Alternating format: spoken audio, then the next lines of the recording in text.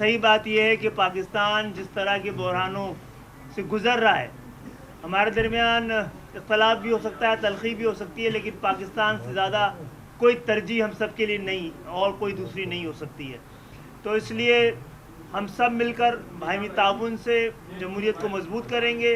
और मियाँ शहबाज शरीफ साहब का हमने पहले भी साथ दिया था, अब भी साथ देंगे, और हम तो इंतखाब से पहले भी इनका साथ देने का वादा कर चुके हैं और इंशाल्लाह साथ देंगे।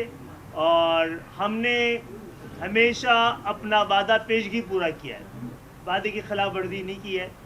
तो मुझे उम्मीद है कि सब मिलकर अगर पाकिस्तान को मुश्किलात से निकालने के लिए अपने अपने सियासी मफादात को एक तरफ रख कर पाकिस्तान और रियासत को बचाने के लिए अपने इक़दाम करेंगे, तो हम इस साल के अख्ताम तक पाकिस्तान को बेहतर सूरत हाल का हम सब पाकिस्तान को एक बेहतर सूरत हाल की तरफ ले जाएंगे।